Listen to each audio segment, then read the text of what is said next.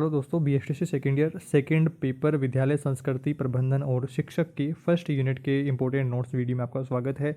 First unit आपका 10 number का है। 10 नंबर के लिए कौन कौन से टॉपिक्स पढ़ने हैं। सबसे पहले तो आपको देखिए विद्यालय के बारे में आपको पढ़ना होगा। विद्यालय क्या होता है, संस्कृति प्रबंधन के बारे में हम पढ़ेंगे और साथ में ही यहाँ पर जो छात्रों के लिए योजनाएं चलाई जा रही हैं, कल्याणकारी योजनाएं, आपने रीट वाले सिलेबस में भी देखा होगा कि बाल कल्याणकारी योजनाओं को लेकर के आपके एक टॉपिक है, तो वो भी इस यूनिट में आपको देखने को मिलने वाला है। तो ये वीडियो पूरा देखना आपके लिए बहुत ज़्यादा जरूरी हो जाता है, क्योंकि यहाँ से रीट में भी प्रश्न आएगा और बीएसटीसी सेकेंड ईयर एग्जाम में आपके 10 नंबर इस वीडियो से पूरे होने वाले हैं। इस फर्स्ट यूनिट को हम इसमें हर एक बिंदु को लेकर के संक्षेप में चर्चा करेंगे, डिटेल में समझते हुए कम से कम समय में पूरा यहाँ पर सिलेबस कवर करने की कोशिश करेंगे। पहली बात आपको यहाँ पर जाननी है कि आपका सेकंड पेपर 70 नंबर का पेपर है और मिनिमम पास होने के लिए आपको 28 नंबर चाहिए, जो कि इन वीडियो से आपके इजीली आ जाने वाले हैं। सेकंड पेपर के सभी यूनिट्स को एक साथ देखने के लिए प्लेलिस्ट ऑप्शन पर जाना है, वहाँ से आप दोस्तों यूनिट वाइज वीडियोज देख करके अपने सेकंड पेपर की तैयारी बहुत कम समय में बहुत अच्छी कर पाएंगे। यहाँ पर दोस्तों शुरुआत करते हैं फर्स्ट यूनिट को लेकर के। वीडियो को लाइक करें, चैनल पर नए हैं तो सब्सक्राइब करें। यहाँ पर दोस्तों बात आती है सबसे पहले विद्यालय क्या है। विद्यालय के बारे में हम बात करते हैं तो विद्यालय वह स्थान अथवा भवन है जिसका प्रयोग छात्रों को शिक्षित करने, अनुदेशन देने, अधिगम के लिए उनको किया जाता है, सिखाने के लिए उनको करते हैं। विद्यालय कैसा स्थान है, कैसा भवन है जहाँ पर शिक्षकों को शिक्षित करने का काम किया जाता है, उनको अधिगम करवाया जाता है। दूसरे शब्दों में विद्यालय का अर्थ किसी को अनुशासित करने, शिक्षित करने और प्रशिक्षित करने, प्रशिक्षण प्रदान करने, इन सब में किया जाता है। तो विद्यालय की परिभाषा को लेकर के अगर प्रश्न आता है 1 नंबर का, तो ये परिभाषिक तौर पर आपको कुछ लाइनें यहाँ पर ध्यान रखनी है। इसके बाद में आगे बढ़ते हैं और वर्तमान में विद्यालय के क्षेत्र में विद्यालय समाज को पोषित करने के लिए सभी वर्गों, धर्मों, जातियों, लिंगों के बच्चों को बिना भेदभाव के ज्ञानार्थ प्रवेश देते हैं और जहाँ पर विद्यालय द्वारा समानता, सहिष्णुता, स्वतंत्रता, बंधुत्व के साथ में व्यवहार किया जाता है। सभी के साथ में बंधुत्व, समानता के साथ में सभी मिलजुल करके वहाँ पर शिक्षा ग्रहण करते हैं, अधिगम करते हैं। ये सारी बात यहाँ पर रही। विद्यालय के महत्वपूर्ण उद्देश्यों को लेकर के प्रश्न आता है। यहाँ पर देखिए विद्यालय के महत्वपूर्ण उद्देश्य, इसमें देखिए पहला उद्देश्य आता है कि अधिगम अनुभवों को रोचक, प्रभावशाली व समृद्ध बनाता है। छात्रों का अधिगम न केवल समृद्ध हो बल्कि रोचक तथा प्रभावशाली भी होए तथा छात्र सहज भाव से इन अनुभवों को प्राप्त करने में अग्रसर भी हो सके, जिससे छात्र इस उद्देश्य की प्राप्ति में तभी सफल हो पाएगा जब वे छात्रों को उपयुक्त अधिगम वातावरण प्रदान कर सकेंगे, ठीक वातावरण उसका रहेगा। इसके लिए विद्यालयों में अपना पाठ्यक्रम, जो पाठ्य सहगामी जो क्रियाएं हैं, उनको संपूर्ण वातावरण में बदलना यहाँ पर होएगा। एनसीएफ 2005 के अनुसार क्या कहा गया है कि शिक्षक व विद्यालय उन अनुभवों का चुनाव कर सकते हैं और उनकी योजनाएं बना सकते हैं जो उनके अनुसार बच्चों के लिए लाभप्रद होती है। मतलब कि किस विधि से, किस तरीके से बच्चा इजीली, आसानी से सीख रहा है, तो वही तरीका आप अपना सकते हैं। तो वो सारी चीज़ें यहाँ पर है। मातृभाषा में पढ़ाने को लेकर के जोर दिया जा रहा है, नवाचार शिक्षा में हो रहे हैं, तो वो बाकी सारी चीज़ें भी आप यहाँ पर लिख सकते हैं। इसके बाद में दूसरा बिंदु यहाँ पर देखिए, व्यक्ति का समग्र विकास करना। विद्यालयों का यह दायित्व है कि ऐसा वातावरण प्रदान करें जिसमें छात्रों का चहुमुखी विकास संभव हो सके। समग्र विकास, ओवरऑल डेवलपमेंट की यहाँ पर बात आ जाती है। तो दूसरा उद्देश्य ये हो गया। तीसरा उद्देश्य है व्यावसायिक कुशलता का विकास करना। विद्यालयों में विद्यार्थी विभिन्न विषयों व गतिविधियों के माध्यम से कुछ ऐसी कुशलताओं का विकास करते हैं जो किसी भी व्यवसाय को करने में आवश्यक होती है, जैसे साधारण चातुर्य का विकास, ईमानदारी, कर्मठता, परिश्रम, भाषा का ज्ञान, गणित का ज्ञान आदि सीखने के लिए विद्यालय का यहाँ पर दायित्व रहता है, विद्यालय का उद्देश्य रहता है। चौथा बिंदु है प्रजातांत्रिक नागरिकता की भावना का विकास। तो विद्यालय में शिक्षा इस प्रकार की होनी चाहिए जो देश के लिए योग्य, सच्चे व ईमानदार नागरिक तैयार करे, जो उनमें मानसिक परिपक्वता, सत्य असत्य का ज्ञान, वैज्ञानिक दृष्टिकोण का विकास करते हुए उनमें अंधविश्वासी और रूढ़िवादी परंपराओं का त्याग करने का सामर्थ्य उनमें विकसित कर दे। तो ये क्या है, विद्यालय का एक उद्देश्य यहाँ पर है, चौथा उद्देश्य। पांचवा उद्देश्य देखिए, नेतृत्व का विकास करना विद्यालय का। इसमें व्यक्तिगत जीवन, सामाजिक जीवन, व्यावसायिक जीवन में इन गुणों की आवश्यकता होती है कि नेतृत्व का अपने पे विकास भी होना चाहिए। तो विद्यालय में इन सब बातों का भी ध्यान रखा जाता है, नेतृत्व करना भी सिखाया जाता है। अतः नेतृत्व गुणों का विकास करना भी विद्यालय का उद्देश्य है। छठा बिंदु यहाँ पर देखिए, छठा उद्देश्य सामाजिकता एवं राष्ट्रीयता का विकास करना। किसी शक्तिशाली संगठित राष्ट्र के निर्माण के लिए यह भविष्य के प्रति आशान्वित होंगे, उनका जीवन स्तर निरंतर ऊंचा होगा, बेरोजगारी दूर रहेगी, राष्ट्र के विभिन्न वर्गों के लोग दूसरे वर्गों के लोगों के लिए आपसी सद्भावना एवं सम्मान का भाव विकसित कर पाएंगे। तो इसलिए भी सामाजिकता और राष्ट्रीयता के विकास के लिए भी विद्यालय के ये उद्देश्य रहते हैं कि बच्चे में सामाजिकता और राष्ट्रीयता की भावना का विकास करे। सातवां उद्देश्य देखिए, आध्यात्मिक और नैतिक गुणों का विकास करना। वर्तमान में इनका क्षरण हुआ है, परिणाम स्वरूप देश का विकास अवरुद्ध हुआ है। आध्यात्मिक एवं नैतिक गुणों के अभाव में भ्रष्टाचार, व्यभिचार, लूटपाट, हत्या, उत्पीड़न की घटनाएं बढ़ गई है।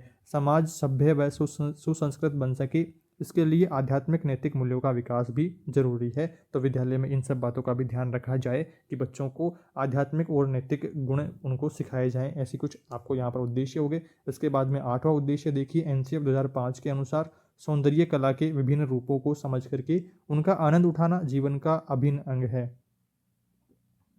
कक्षा, साहित्य और ज्ञान के अन्य क्षेत्रों में सृजनात्मकता का एक दूसरे से घनिष्ठ संबंध है। बच्चे की रचनात्मक अभिव्यक्ति और सौंदर्यात्मक आस्वादन की क्षमता के विस्तार के लिए सघन अवसर यहाँ पर देता है। तो ये 8 उद्देश्य आपको यहाँ पर ध्यान रखने हैं। इसके अलावा अब हम यहाँ पर दोस्तों बात करते हैं कि प्रभावी विद्यालय क्या है, प्रभावी विद्यालय कैसा होगा, क्या है। तो यहाँ पर देखिए, प्रभावी विद्यालय समाज के निर्माण का वह प्रकाश स्तंभ है जहाँ पर बालक शिक्षा, संस्कार, व्यवहार के विचारों की प्रतिपूर्ति प्राप्त करके अपनी सोच से परिवार, समाज, राष्ट्र और वैश्विक सोच को दिशा और दशा प्रदान करता है। तो यहाँ पर आपको क्या बातें ध्यान में रखनी है कि प्रभावी जो विद्यालय है वो क्या है कि वहाँ पर शिक्षा, संस्कार, व्यवहार का यहाँ पर प्रतिपूर्ति होएगी। प्रतिपूर्ति प्राप्त करके वो यहाँ पर खुद का परिवार, समाज, राष्ट्र और वैश्विक सोच को दिशा और दशा प्रदान यहाँ पर कर पाएगा। तो प्रभावी विद्यालय ये हो गया। एक विद्यालय की प्रभावशीलता इस बात पर निर्भर करती है कि विद्यालय समाज के लिए हो या फिर समाज विद्यालय के लिए। अतः प्रभावी विद्यालयों में देश की आवश्यकताओं के अनुरूप भावी नागरिकों का निर्माण करने की दृष्टि से सामाजिक, आर्थिक, राजनीतिक और सांस्कृतिक जीवन से घनिष्ठ संबंध स्थापित किया जाता है, घनिष्ठ संबंध स्थापित किया जाता है। तो ये कुछ बातें यहाँ पर ध्यान रखनी है। इसके बाद में सामाजिकता को लेकर के हम बात करते हैं। तो यहाँ पर सामाजिकता में यहाँ पर देखिए कि सामाजिकता मानव जीवन में विकसित वह भाव है जिसके आधार पर समाज के नीति नियमों का पालन करना अपना कर्तव्य समझता है तथा व्यक्ति से अधिक समाज को मान्यता देता है। विद्यालयों में भिन्न भिन्न परिवारों से, भिन्न भिन्न जातियों से, भिन्न भिन्न धर्मों से, भिन्न भिन्न आर्थिक स्तर के, भिन्न भिन्न सामाजिक स्तर के बच्चे एक साथ पढ़ते हैं। तो सामाजिकता की भावना विकसित करना भी विद्यालय सिखाता है। भेदभाव से दूर रहना, सभी मिलजुल करके समानता के साथ में, तो वो सारी चीज़ें यहाँ पर आएंगी। इसके बाद में स्तरीयता की बात आती है। दूसरा बिंदु स्तरीयता, जैसे विद्यालय जहाँ बालक के सर्वांगीण विकास के सभी आयामों की व्यवस्था की जाती है, स्तरीय विद्यालय कहलाते हैं। वर्तमान में शैक्षिक तकनीकी विशेषज्ञों की दृष्टि से शिक्षा के 3 अंग होते हैं: शिक्षार्थी, शिक्षक और सीखने सिखाने की परिस्थितियाँ। सीखने सिखाने की परिस्थितियों में शिक्षा पाठ्यचर्या, शिक्षण विधियाँ और शिक्षक साधन, सह शैक्षिक प्रवृत्तियाँ, पर्यावरण और मूल्यांकन की विधियाँ आती है। इन सभी का उपयोग शिक्षार्थी के सर्वांगीण विकास के लिए किया जाता है। तो इस स्तरीयता की बात भी ध्यान रखनी है। तीसरा बिंदु आता है परिमाणात्मकता। हमें देखिए, सामान्यतः समाज में विद्यार्थियों के बोर्ड परीक्षा परिणाम के आधार पर विद्यालयों की पहचान बनती है, लेकिन किसी विद्यालय की परिमाणात्मकता अध्यापकों द्वारा पढ़ाए जाने वाले विषयों में छात्रों द्वारा प्राप्त अंकों के आधार पर ही निश्चित नहीं की जा सकती है। नॉर्मली अपने यहाँ पर विद्यालय को कैसे देखा जाता है कि किस विद्यालय की हाईएस्ट परसेंटेज कितनी गई है, 90 से ऊपर किन किन विद्यालयों की गई है, या हाईएस्ट किस विद्यालय में परसेंटेज गई है, तो उसी में हम हमारे बच्चों को, हमारे छोटे भाई बहनों को वहाँ पर एडमिशन दिलवाना कंसिडर करते हैं। तो वो एक सही बात नहीं है। परिमाणात्मकता का अर्थ क्या है? परिमाणात्मकता से तात्पर्य है कि विद्यालय के विद्यार्थियों द्वारा एवं शिक्षकों द्वारा जिला, राज्य व राष्ट्र स्तरीय प्रतियोगिताएं जो रही, इनमें अधिकतम सहभागिता और इनमें प्राप्त उपलब्धि स्तर के साथ साथ विद्यालयों का बोर्ड परीक्षा परिणाम साहित्यिक, सांस्कृतिक, खेलकूद एवं प्रतियोगी परीक्षाओं में अर्जित सफलताओं से माना जाता है। ओवरऑल एक डेवलपमेंट बच्चे का हो रहा है या नहीं हो रहा है, तो वो सारी चीज़ें यहाँ पर दिखाई जाती हैं। वो सारी चीज़ें अपने को ध्यान में रखनी होती है। सिर्फ ऐसा नहीं है कि किताबी ज्ञान ही दिया जा रहा है, सिर्फ रट करके परीक्षा पास करना, परीक्षा में अच्छा परसेंटेज लाना, वो सारी चीज़ें सिखाई जा रही है, तो वो एक अच्छा स्कूल नहीं होगा। वहाँ पर क्या होना चाहिए कि साहित्यिक, सांस्कृतिक, खेलकूद, प्रतियोगिताएं, वो सारी चीज़ें भी ओवरऑल एक डेवलपमेंट बच्चे का हो, तो उनके ऊपर अगर विद्यालय में ध्यान दिया जा रहा है तो वो एक अच्छा विद्यालय यहाँ पर है, प्रभावी विद्यालय है। इसके बाद में चौथा बिंदु यहाँ पर आता है विश्वसनीयता। विश्वसनीयता में देखिए, विद्यालय पर समाज का विश्वास ही विद्यालय की पहचान है। विद्यालय की शैक्षिक और सह शैक्षिक प्रवृत्तियाँ बालक एवं विद्यालय के वे संकेतक हैं जिनके माध्यम से समाज में विद्यालय की पहचान व विश्वसनीयता बनती है। शिक्षण कार्य की गुणवत्ता इसके परिणामों में है, वह दीर्घकाल में जाकर के प्रतिफल बनती है, उसमें टाइम लगता है बनने में, विश्वास जनरेट करने में, विश्वास बनाने में।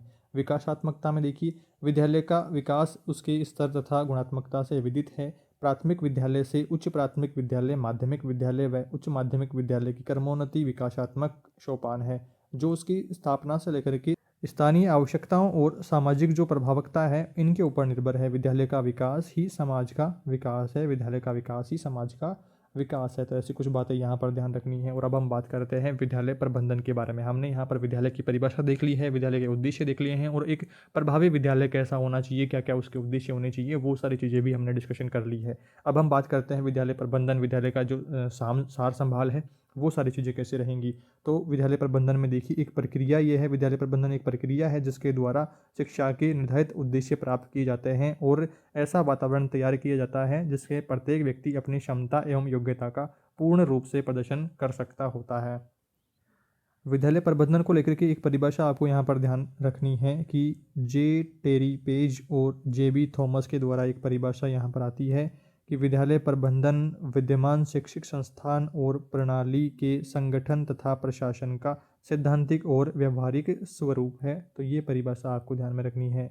जी टेरी पेज और जे बी थॉमस के अनुसार परिभाषा क्या रही है कि विद्यालय प्रबंधन और विद्यालय में विद्यमान शैक्षिक जो संस्थान है और प्रणाली है उसका संगठन और प्रशासन का जो सैद्धांतिक और व्यवहारिक उसमें स्वरूप है, तो वो सारी चीज़ें मिलकर के यहाँ पर विद्यालय प्रबंधन बनता है। तो यहाँ पर इनकी परिभाषा एक महत्वपूर्ण आपके लिए हो जाती है। इसके बाद में पॉल मुनरो की मान्यता है कि विद्यालय प्रबंधन शैक्षिक सिद्धांतों का अंग है जो अनेक सिद्धांतों व विधियों का सम्मिश्रण है। वह मुख्य रूप से कक्षा प्रक्रिया की तकनीकी से जुड़ा है। मुख्य रूप से किससे जुड़ा है? कक्षा प्रक्रिया की तकनीकी से। ये बिंदु यहाँ पर ध्यान रखना है। इस प्रकार से विद्यालय प्रबंधन स्पष्ट करता है कि क्या करना है, कैसे करना है और कब करना है। विद्यालय प्रबंधन क्या चीज़ें हमें बताता है कि क्या करना है, विद्यालय का संचालन कैसे करना है और यहाँ पर कब करना है, ये सारी चीज़ें। विद्यालय प्रबंधन में अभिभावकों की भूमिका को लेकर के भी प्रश्न रहता है। अभिभावकों का प्रथम दायित्व क्या है कि बच्चे की शिक्षा और विकास के बारे में सोचे, चिंता करे और उनके लिए निर्बाध रूप से समुचित संसाधन, सुविधाएं और अवसर उपलब्ध करवाए। 2005 एनसीएफ में अभिभावकों का विश्वास अर्जित किए जाने वाले और भाषा प्रयोग की स्वतंत्रता के साथ में सामाजिक पर्यावरण के विभिन्न जो स्वरूप रहे हैं उनमें सूचनाओं को स्कूली ज्ञान से जोड़ने की आवश्यकता पर बल दिया है। इसके साथ साथ विद्यालयी कक्षा वातावरण के संदर्भ में यह व्यवस्था भी लिखी गई है कि विद्यालय अभिभावकों और समुदाय के लिए एक साधन है। तो ये कुछ बातें यहाँ पर ध्यान रखनी है। और इसके बाद में आगे देखिए विद्यालय प्रबंधन में समुदाय की क्या भूमिका है। तो समुदाय के बारे में भी प्रश्न महत्वपूर्ण रहता है। इसमें देखिए पहला बिंदु कि ज्ञान सर्जन और सूचना संकलन में बच्चों की समुदाय द्वारा मदद होनी चाहिए। बच्चों की समस्याओं, कठिनाइयों को दूर करने में मदद करे। विषय वस्तु को अधिक प्रभावशाली बनाने में स्थानीय व्यवहारिक उदाहरणों से जोड़ने में मदद करे। बच्चों के अधिकार अगर हनन हो रहा है तो उनके ऊपर भी नज़र रखी जाए। ग्रामीण और शहरी बच्चों की शिक्षणानुकूल परिवेश विकसित उनको करना चाहिए कि उनको किस प्रकार से सिखाया जाना चाहिए, उन सब प्रणालियों के बारे में। मशीनें और उनकी कार्यप्रणाली समझने में स्थानीय मैकेनिक की मदद लेनी चाहिए।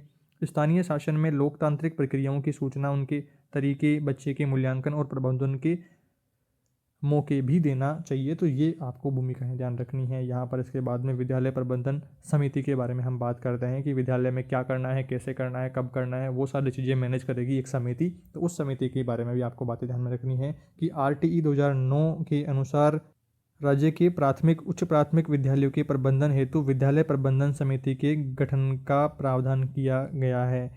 विधेयक की धारा 21 की मंशा के अनुसार अब विद्यालय की मुख्य गतिविधियों के संचालन हेतु गठित की जाने वाली समिति है। यहाँ से थोड़ा सा करेक्शन करना है। संचालन हेतु गठित की जाने वाली समिति ही कार्यकारिणी के अध्यक्ष, उपाध्यक्ष बालकों के माता पिता होंगे। विद्यालय के विकास से संबंधित सभी जो निर्णय हैं ये गठित समिति द्वारा ही लिए जाएंगे। इसके समाज के स्वामित्व वाली अवधारणा का विकास इसमें होएगा। तो ये कुछ बातें यहाँ पर विद्यालय प्रबंधन समिति में ध्यान रखनी है। इसके बाद में हम बात करते हैं विद्यालय प्रबंधन समिति की आवश्यकता के बारे में और इसके उद्देश्य के बारे में। तो पहला बिंदु यहाँ पर आपको ध्यान रखना है कि दिन प्रतिदिन सरकारी स्कूलों की चौपट होती पढ़ाई को सुधारना।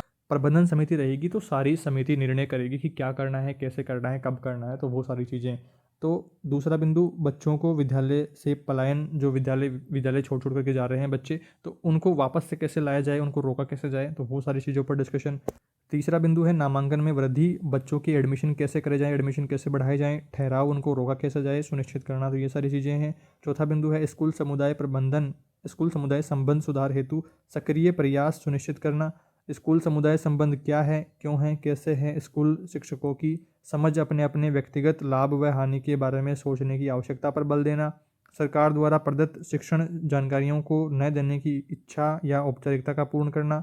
राज्य सरकार व शिक्षक संगठनों की भूमिका सुनिश्चित करना। तो ये क्या है, इसकी आवश्यकता और उद्देश्य आपको ध्यान रखने हैं। अब हम बात करते हैं विद्यालय प्रबंधन समिति द्वारा किए जाने वाले कार्यों को लेकर के महत्वपूर्ण बिंदुओं पर चर्चा करते हैं। तो पहला बिंदु देखिए, सामान्य जनता को बाल शिक्षा अधिकार अधिनियम 2009 में प्रदत्त जो बाल अधिकार हैं इनकी सामान्य जानकारी देना। विद्यालय माता पिता, अभिभावक व संरक्षक के कर्तव्यों की जानकारी देना। तो पहला बिंदु, ये पहला कार्य हो गया। दूसरा कार्य, विद्यालय में अध्यापकों व बालकों की विद्यालय में नियमित उपस्थिति एवं बालक की शिक्षा में की गई प्रगति की जानकारी हेतु बैठकें करना। 6 से 14 वर्ष के आयु के सभी बालक बालिकाओं के विद्यालय में नामांकन और उनकी सतत उपस्थिति सुनिश्चित करना। विद्यालय में दोपहर के भोजन पर निगरानी रखना। विद्यालय की आय व्यय का लेखा जोखा तैयार करना। विद्यालय की शैक्षणिक जो गतिविधियाँ हैं इनकी समीक्षा करके अच्छी शिक्षा की व्यवस्था करना। विद्यालय में खेल मैदान, बाउंड्री बॉल, कक्ष की सुविधाएं, फर्नीचर एवं पीने के पानी की व्यवस्था करना। समय समय पर विद्यालय के बालकों के स्वास्थ्य की जांच करना। समय समय पर विद्यालय के बालकों की स्वास्थ्य की जांच और निःशुल्क पाठ्य पुस्तकों का वितरण, शिक्षण सामग्री की व्यवस्था, विद्यार्थियों की जो पोशाक है इसको समय पर उपलब्ध करवाना। विद्यालय विकास हेतु विकास योजना तैयार करना और उसका क्रियान्वयन करना। विद्यालय प्रबंधन समिति स्वयं के आर्थिक स्रोतों से अपने स्तर पर आवश्यकतानुसार स्थानीय व्यक्तियों, अध्यापकों, सहायकों की सेवाओं हेतु पूर्णतया अस्थायी व्यवस्था कर सकती है, लेकिन इसका भार किसी भी स्थिति में राज्य सरकार पर नहीं पड़ना चाहिए। तो सभी मिलजुल करके यहाँ पर इसको व्यवस्थित तरीके से चलाना चाहिए और सिर्फ योजना बनाना ही नहीं बल्कि उसको क्रियान्वयन भी करना आना चाहिए। उसको एक ठीक ढंग से व्यवस्थित तरीके से उसको सुचारू रूप से चलाना भी चाहिए। ऐसा नहीं करे कि सिर्फ कागजों में एक योजना बना दी और उसका कोई अता पता ही नहीं है। तो एक योजना बना करके उसका क्रियान्वयन भी समय पर करा जाए। विद्यालय प्रबंधन समिति की साधारण सभा द्वारा विद्यालय के कार्यों और साधारण सभा द्वारा किए गए निर्णयों के क्रियान्वयन हेतु कार्यकारिणी समिति का गठन किया जाना चाहिए। और विद्यालय प्रबंधन की कार्यकारिणी समिति क्या है, इस बारे में भी आपको जान लेना है कि यह 15 सदस्यों की समिति होती है। विद्यालय प्रबंधन की कार्यकारिणी समिति में 15 सदस्यों की ये समिति होती है। न्यूनतम 3/4 सदस्य माता पिता संरक्षकों में से कोई होंगे। 4 सदस्य मनोनीत होंगे। कार्यकारिणी के सदस्यों में 50% महिलाएं आवश्यक रूप से होंगी, मतलब आधे पुरुष आधे महिलाएं। ये कुछ बिंदु आपको कार्यकारिणी समिति के बारे में ध्यान रखना है। इसके बाद में अब हम बात करते हैं विद्यालय में छात्र के प्रवेश की प्रक्रिया को लेकर के भी प्रश्न महत्वपूर्ण रहता है कि छात्र की जो प्रवेश प्रक्रिया है वो क्या रहती है। पहला बिंदु इसमें आपको ध्यान रखना है कि पूर्व में ही अध्ययनरत विद्यार्थियों का नवीन उच्च कक्षा में प्रवेश। पहली बात तो ये प्रवेश हो गया कि जिस क्लास में बच्चा पढ़ रहा है उससे अगले क्लास में रिजल्ट आकर के पास होने के बाद में उसका नेक्स्ट क्लास में प्रवेश लेना, तो ये एक प्रवेश हो गया। दूसरा, यहाँ पर नवीन प्रवेश की बात आती है तो प्राथमिक कक्षा में तथा अन्य विद्यालयों में से स्थानांतरित होकर के आए विद्यार्थियों के लिए पहली बात तो जो फर्स्ट क्लास में एडमिशन ले रहे हैं वो होएगा। और दूसरा क्या रहेगा, किसी और विद्यालय से यहाँ पर टीसी लेकर के आया विद्यार्थी तो उसका एडमिशन करना है, नवीन प्रवेश करना है। तो ये 2 प्रकार के विद्यार्थी हो गए हैं। इसकी प्रवेश प्रक्रिया पूर्व में 2 चरणों में यहाँ पर प्रवेश प्रक्रिया रहती है। एक तो अप्रैल मई में रहती है और 1 जुलाई के प्रथम पखवाड़े में रहती है। तो 2 पूर्व सत्र यहाँ पर सत्र समाप्ति पर 2 चरण में यहाँ पर प्रवेश प्रक्रिया होती है। तो ये बात ध्यान रखनी है।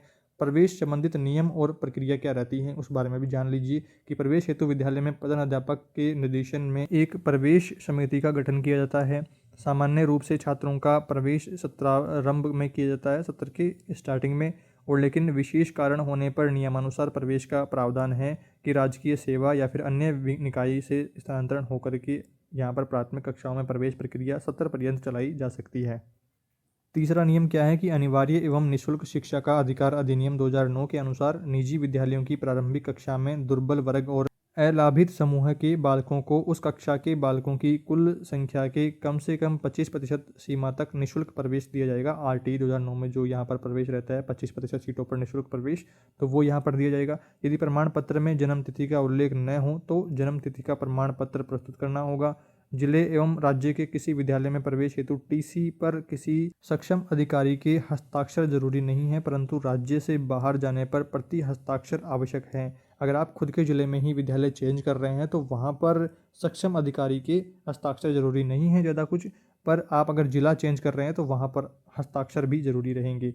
छठा नियम शर्त क्या रहेगी कि राज्य सरकार के परिपत्र संख्या 13/1 शिक्षा 1 दिनांक 22/2/2002 के अनुसार विद्यालयों में प्रवेश देते समय बालक बालिकाओं के नाम के साथ साथ माता पिता का नाम अंकित किया जाना भी आवश्यक है।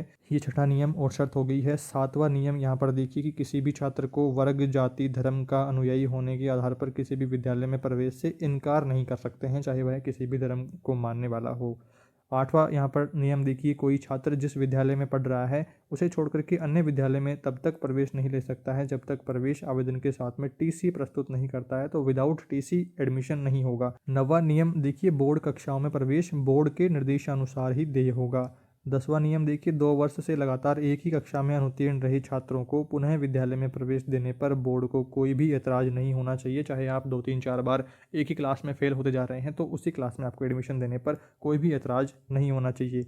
11वां यहाँ पर नियम देखिए, स्वयं पाठी छात्र यदि कक्षा 10 में अनुत्तीर्ण रहता है तो पुनः कक्षा 10 में नियमित छात्र के रूप में प्रवेश उसको दिया जा सकता है। तो ये भी कुछ बातें यहाँ पर आपको नियम ये सब ध्यान रखने हैं। इसके बाद में अब हम बात करते हैं विद्यालय के मानवीय संसाधनों को लेकर के। विद्यालय में मानवीय संसाधनों में यहाँ पर देखिए कि विद्यालय के लिए मानवीय संसाधन आवश्यक होते हैं, जिनमें प्रबंधन जो समिति है इसके सदस्य, अभिभावक, अध्यापक समिति के सदस्य, प्रशासक और अनुदेशक, लिपिकीय वर्ग व चतुर्थ श्रेणी के कर्मचारी, ये सारे इसके सदस्य होते हैं। विद्यालय जिनके मानवीय संसाधन कुशल, प्रशिक्षित, दक्ष, समर्पित होते हैं, उन विद्यालयों की संकल्पना अच्छे विद्यालय अथवा प्रभावी विद्यालय के रूप में की जा सकती है।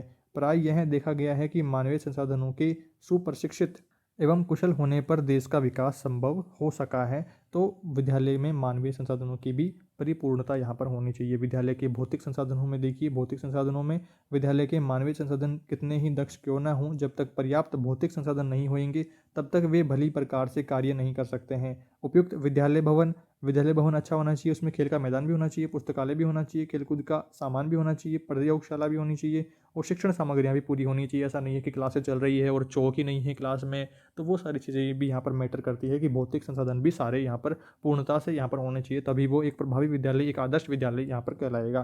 तो आदि के बिना विद्यालय का सुसंचालन नहीं किया जा सकता है। तो ये कुछ बातें आपको भौतिक संसाधन में ध्यान रखनी है। इसके बाद में अब बात करते हैं विद्यालय प्रबंधन की आवश्यकता क्या पड़ी और इसका महत्व क्या है, तो वो सारी चीज़ें भी अपन डिस्कशन कर लेते हैं। पहला बिंदु देखिए, विद्यालय को सुदृढ़ बनाना, आवश्यक संसाधनों की पूर्ति करके विद्यालय का विकास करके तथा वित्तीय स्रोतों की जानकारी प्राप्त करके निर्धारित उद्देश्यों की प्राप्ति के लिए विद्यालय प्रबंधन की आवश्यकता होती है। दूसरा बिंदु, विद्यालय के हितों के अनुरूप मानवीय और भौतिक जो संसाधन हैं इनकी व्यवस्था करना भी महत्वपूर्ण होता है। तीसरा यहाँ पर बिंदु देखिए कि विद्यालय के कार्यों को आगे बढ़ाना, कर्मचारियों से इनकी नीतियों और रीतियों से अधिक कार्य कराने में तथा इनमें दृढ़ निश्चय, मनोबल, आत्मविश्वास एवं साहस बढ़ाने में विद्यालय प्रबंधन की आवश्यकता होती है। इस कार्य की पूर्ति में उसकी भूमिका भी महत्वपूर्ण होती है। चौथा बिंदु, शैक्षिक प्रक्रिया को व्यक्ति एवं समाज के लिए हितकारी बनाना, बालक के व्यक्तित्व के विकास, शारीरिक, मानसिक, सामाजिक, सांस्कृतिक आदि तथा शिक्षा पर नियंत्रण रखने के लिए विद्यालय प्रबंधन की आवश्यकता है। इस दृष्टि से इसकी भूमिका अत्यंत महत्वपूर्ण है। तो ये 4 बिंदु यहाँ पर हो गए हैं। 5वां बिंदु देखिए कि शिक्षा से संबंधित योजना निर्माण करके उन्हें क्रियान्वित करके तथा मूल्यांकन करना, शिक्षा के निर्धारित मूल्य, उद्देश्य व आदर्शों की प्राप्ति करने और लोकतांत्रिक प्रक्रिया को मजबूत बनाने के लिए विद्यालय प्रबंधन समिति की आवश्यकता होती है। इस दृष्टि से भी इसकी भूमिका महत्वपूर्ण है। छठा बिंदु देखिए कि बदलती परिस्थितियों में शिक्षक, शिक्षार्थी और शिक्षा में समन्वय स्थापित करना, सभी को समान रूप से शिक्षा उपलब्ध कराने के लिए विद्यालय प्रबंधन की आवश्यकता है। इस दृष्टि से शैक्षिक समस्याओं के समाधान में इसकी भूमिका अत्यंत महत्वपूर्ण है। तो ये सारी बात यहाँ पर रही। इसके बाद में 7वां बिंदु देखिए कि विद्यालयों में ऐसा वातावरण निर्मित करना जो मनोवैज्ञानिक हो। वातावरण आपसी तालमेल से बढ़ावा देने वाला होना चाहिए, कार्यों को सुगम और सरल बनाने वाला होना चाहिए, शिक्षा के सभी स्तरों में समन्वय स्थापित करने वाला होना चाहिए। अतः ऐसा प्रबंधन जो शिक्षा की गुणवत्ता में वृद्धि करे और न्यूनतम साधनों से श्रेष्ठ परिणाम प्राप्त करने के लिए विद्यालय प्रबंधन की आवश्यकता है। इस दृष्टि से इसकी भूमिका अत्यंत महत्वपूर्ण है। इस संदर्भ में के जी सेदेन का यहाँ पर इस संबंध में एक मत रहा है कि विद्यालय प्रबंधन का संबंध केवल फाइल, कार्यप्रणाली और तकनीकी से ही नहीं है, वह शिक्षा संबंधित विचारधारा तथा प्रशिक्षित या फिर प्रशिक्षित वैज्ञानिक ज्ञान के बीच में एक सजीव पुल का निर्माण करना है, पुल का कार्य करता है, साथ ही समस्याओं तथा उनके समाधान का भी हल ढूंढता है। तो के.जी. सेदेन का ये मत भी आपको यहाँ पर ध्यान रखना है। इसके बाद में समावेशी शिक्षा को लेकर के एक बिंदु यहाँ पर रहता है, उस बारे में आइए बात करते हैं। समावेशी शिक्षा के बारे में देखिए, समावेशी शिक्षा से तात्पर्य है ऐसी शिक्षा जो समर्थ असमर्थ सभी विद्यार्थियों को साथ लेकर के शिक्षण अधिगम यहाँ पर करवाया जा सके। समर्थ असमर्थ मतलब जो विशेष आवश्यकता वाले जो बच्चे हैं उनको भी यहाँ पर अधिगम करवाया जाए। कक्षा शिक्षण के दौरान अपंग या फिर कमज़ोर जो विद्यार्थी हैं उनकी अपेक्षा करने पर उनमें कुंठा या फिर निर्बलता की भावना उत्पन्न होती है। अगर हम उनका मजाक उड़ाते हैं, उनकी बुराई करते हैं विशेष आवश्यकता वाले बच्चों की, तो फिर वो उनके मन में कुंठा, उनके मन में यहाँ पर निर्बलता का भाव आता है। तो ऐसा अपने को नहीं करना है, उनको भी यहाँ पर समानता के साथ में अपने को यहाँ पर अध्ययन करवाना है। अतः आवश्यक सभी विद्यार्थियों को एक साथ सम शिक्षा प्रदान की जाए, जिससे उनमें समत्व की भावना का उन्मेष हो, विकास हो। साथ में ही सभी प्रोत्साहित होकर के अपनी रुचि, योग्यता और अभिवृत्त्यानुसार कार्यों में क्रियान्वित हो सकें।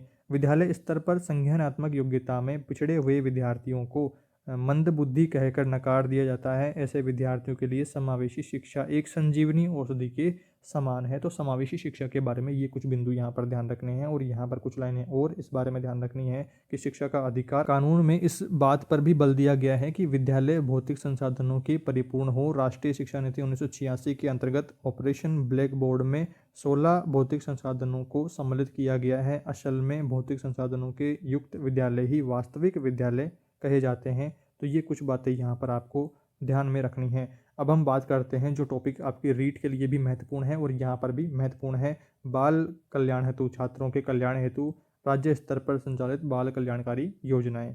इन योजनाओं को ध्यान से पढ़िएगा। पहली योजना आती है बालिकाओं के लिए निःशुल्क साइकिल वितरण योजना। इसे 2007 से 8 में लागू किया गया, 2007-8 में लागू किया गया। इस योजना के अंतर्गत समस्त राजकीय माध्यमिक, उच्च माध्यमिक और संस्कृत शिक्षा के विद्यालयों में कक्षा 9 में प्रवेशित बालिकाओं को हर साल साइकिल वितरित की जाती है। कौन सी क्लास में? कक्षा 9वीं क्लास में। और कब शुरू हुई? 2007-8 में। तो ये कुछ बातें, की पॉइंट आपको यहाँ पर ध्यान रखने हैं। इसके बाद में दूसरी योजना आती है आपकी बेटी योजना, 2004-5 में ये लागू हुई और इस योजना के अंतर्गत राजकीय विद्यालयों में कक्षा 1 से 12वीं में अध्ययनरत प्रथम वरीयता में आने वाली बालिकाएं जो कि गरीबी रेखा से नीचे जीवन यापन करने वाले परिवारों की हैं तथा जिनके माता पिता दोनों अथवा एक का निधन हो गया हो, इनको लाभान्वित किया जाता है। कक्षा 1 से 8 में पात्र अध्ययनरत बालिकाओं को 1100 रुपये प्रतिवर्ष, कक्षा 9 से 12 में अध्ययनरत को 1500 रुपये प्रतिवर्ष आर्थिक सहायता प्रदान की जाती है। की पॉइंट यहाँ पर क्या ध्यान में रखने हैं कि आपकी बेटी योजना 2004-5 में शुरू हुई, पहली बात तो। दूसरी बात कि कक्षा 1 से 12 तक में अध्ययनरत गरीब बालिकाओं के लिए है, गरीबी रेखा से नीचे जीवन यापन करने वाली जो परिवार हैं उनकी बालिकाओं के लिए है, पहली बात तो। दूसरी यहाँ पर शर्त क्या है कि जिनके माता पिता में से कोई एक का निधन हो गया हो तो वो यहाँ पर लाभान्वित इस योजना से होंगे। कक्षा 1 से 8 तक की जो बालिकाएं हैं इनको 1100 रुपये प्रतिवर्ष दिए जाएंगे और 9वीं से 12वीं तक की जो बालिकाएं हैं इनको 1500 रुपये प्रतिवर्ष की आर्थिक सहायता इस योजना के अंतर्गत दी जाती है। तो ये आपकी बेटी योजना के बारे में ध्यान रखना है। इसके बाद में कस्तूरबा गांधी STDR योजना, कस्तूरबा गांधी STDR योजना, यह योजना 2007-8 में लागू हुई। इस योजना में कस्तूरबा गांधी आवासीय बालिका विद्यालयों में नियमित अध्ययनरत रह करके स्नातक स्तर तक की परीक्षाएं उत्तीर्ण करने के लिए छात्रों को प्रोत्साहन स्वरूप विशेष सावधि जमा रसीद के रूप में कक्षा 10 में न्यूनतम 50% अंकों से उत्तीर्ण करके राजकीय विद्यालय में कक्षा 11 में अध्ययनरत छात्रा को 200 रुपये की STDR 5 वर्ष की अवधि की देय है तथा कक्षा 12 में 50% अंक प्राप्त करके किसी स्नातक पाठ्यक्रम में प्रथम वर्ष में अध्ययनरत करने वाली छात्रा को 4000 रुपये STDR 3 वर्ष की अवधि की देय है। तो ये कस्तूरबा गांधी विद्यालय के बारे में आपको ध्यान रखना है, आवासीय विद्यालय। चौथे नंबर पर योजना आती है पूर्व मैट्रिक छात्रवृत्ति योजना।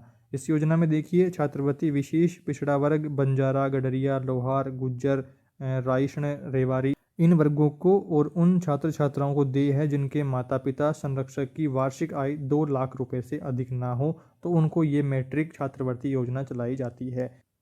इसके बाद में 5वें नंबर पर है नेशनल मीन्स कम मेरिट छात्रवृत्ति योजना। तो मानव संसाधन विकास मंत्रालय भारत सरकार के द्वारा NMMS शीर्षक से योजना 2008 से प्रारंभ की गई। इसके अंतर्गत कक्षा 8 से उत्तीर्ण विद्यार्थियों का जिनके अभिभावक की समस्त स्रोतों से आय 1,50,000 से अधिक न हो, छात्रवृत्ति प्रदान की जाएगी। यह छात्रवृत्ति प्रतिवर्ष 6,000 रुपये की निर्धारित मानदंड पूरा करने पर 9वीं से 12वीं में अध्ययनरत करने पर दी जाएगी। तो ये नेशनल मीन्स कम मेरिट छात्रवृत्ति योजना के बारे में कुछ बातें ध्यान रखनी है। इसके बाद में छठे नंबर पर आता है गार्गी पुरस्कार। गार्गी पुरस्कार योजना के बारे में देखिए कि इसका शुभारंभ 1998 को शुभारंभ कब हुआ? 1998 को बालिकाओं के लिए किया गया। इस योजना के अंतर्गत 10वीं की कक्षा में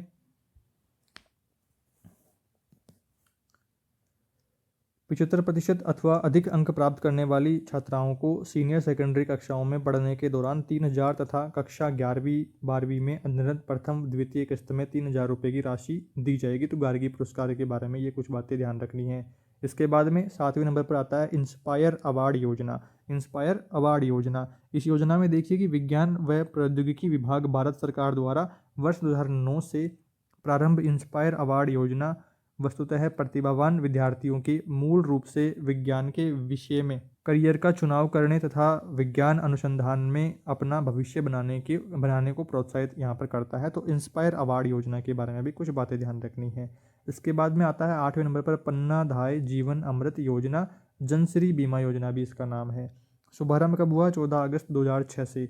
इसमें गरीबी रेखा से नीचे वाले जो जीवन यापन करने वाले परिवार हैं, इनमें बीमा लाभ के साथ में परिवार के आश्रित 2 पुत्र पुत्रियों को कक्षा 9 से 12 में अध्ययनरत होने की स्थिति में 300 रुपये त्रैमासिक की दर से वार्षिक 1200 रुपये छात्रवृत्ति दी जा रही है। मतलब कि 100 रुपये महीने की छात्रवृत्ति दी जा रही है। पन्नाधाय जीवन अमृत योजना आपको ध्यान रखनी है। इसके बाद में 90वें नंबर पर आता है समूह व्यक्तिगत दुर्घटना बीमा योजना। समूह व्यक्तिगत में देखिए राज्य सरकार द्वारा शिक्षकों के लिए समूह व्यक्तिगत दुर्घटना बीमा योजना, मृत्यु या फिर अन्य क्षति पर बीमा आवरण उपलब्ध कराने को यहाँ पर उद्देश्य से यह योजना प्रारंभ की गई। इसके अंतर्गत प्रतिवर्ष फरवरी माह में वेतन से एक मुश्त काटी जाती हैं और अलग अलग दुर्घटनाओं में अलग अलग बीमा योजना के अंतर्गत सहायता का प्रावधान है। तो ये शिक्षकों के लिए है। इसके बाद में 10वें नंबर पर है हितकारी निधि योजना। राजस्थान शिक्षा विभाग द्वारा शिक्षकों के कल्याण हेतु हितकारी निधि योजना प्रारंभ की गई। इस योजना में सेवा में रहते हुए शिक्षा विभाग के किसी भी वर्ग के कर्मचारी की मृत्यु हो जाने के पश्चात उसके आश्रितों को सहायता एवं अपने कर्तव्यों को पूरा करने में अशक्त एवं असमर्थ होने की स्थिति में वित्तीय सहायता भी आवश्यकता अनुसार दी जाती है। कर्मचारियों की सहायता हेतु यह योजना प्रारंभ करी गई है। इसके बाद में 11वें नंबर पर है ट्रांसपोर्ट वाउचर योजना। ट्रांसपोर्ट वाउचर योजना जो है, ट्रांसपोर्ट का मतलब है कि आने जाने के लिए वाउचर दिए जाना। तो यहाँ पर ग्रामीण क्षेत्र की राजकीय माध्यमिक और उच्च माध्यमिक विद्यालयों में कक्षा 9 से 12वीं में अध्ययनरत छात्राओं को विद्यालय तथा उनके निवास स्थान से आने जाने के लिए ट्रांसपोर्ट वाउचर योजना की सुविधा विद्यालय की दूरी 5 किलोमीटर से अधिक होने पर उपलब्ध करवाई जाएगी तथा इसके लिए न्यूनतम 5 बालिकाओं का समूह होना अनिवार्य है। एक अकेली बालिका को ऐसा कुछ भी नहीं करना होगा, 5 बालिकाएं कम से कम समूहों में होनी चाहिए, उनका ग्रुप रहेगा। तो उनको ट्रांसपोर्ट वाउचर योजना के अंतर्गत उनका जो भी किराया लगेगा, आने जाने में जो भी खर्चा होएगा उनको, तो वो भी गवर्नमेंट की तरफ से दिया जाएगा। तो ये ट्रांसपोर्ट वाउचर योजना भी आपको यहाँ पर ध्यान रखनी है। तो इस तरह से आपने देखा कि हमने बहुत कम समय में अपना फर्स्ट यूनिट यहाँ पर कवर कर लिया है। यहाँ पर आपको पहली बात ये ध्यान में रखनी है कि विद्यालय के प्रबंधन से संबंधित प्रश्न और विद्यालय में जो बाल कल्याणकारी जो छात्र कल्याणकारी जो योजनाएं हैं, ये वाला जो प्रश्न है, ये सारे आपके रीट वाले प्रश्न हैं। रीट में भी यहाँ से प्रश्न 100% आने वाला है। तो ये आपको ये सारी चीज़ें जो हैं वो ज़रूर से याद करनी है। और 10 नंबर के प्रश्न BSTC सेकेंड ईयर वाली एग्ज़ाम में आपके सेकेंड पेपर का फर्स्ट यूनिट, ये सारी चीज़ें आपको ध्यान में रखनी है। मुझे पूरा विश्वास है कि आपने सारे टॉपिक्स को यहाँ पर समझ लिया है। मैंने बहुत अच्छे से समझाने की कोशिश करी है। फिर भी कोई दिक्कत समस्या किसी टॉपिक को लेकर के आती है तो आप मुझे कमेंट करके बताएंगे। नेक्स्ट वीडियो में उस पर डिस्कशन कर लेंगे या फिर कमेंट रिप्लाई देकर के आपके डाउट्स को दूर करने की पूरी कोशिश करी जाएगी। सेकंड पेपर के और बाकी जो यूनिट्स हैं उनको आप प्लेलिस्ट ऑप्शन पर जाकर के विजिट करेंगे तो वहाँ से आप इजीली यूनिट वाइज यूनिट सारे वीडियोज़ देख करके अपने सेकंड पेपर की तैयारी बहुत कम समय में और बहुत अच्छी कर लेंगे। इस वीडियो में दोस्तों इतना ही। वीडियो अगर पसंद आया है, आपकी तैयारी में थोड़ी भी मदद इस वीडियो से मिली है तो लाइक जरूर करें। अपने चैनल पर अगर आप पहली बार विजिट कर रहे हैं तो सब्सक्राइब करें, अपने दोस्तों के साथ में शेयर करें। इस वीडियो में इतना ही दोस्तों, जल्दी मिलेंगे अगले यूनिट के साथ। Thank you for watching this video.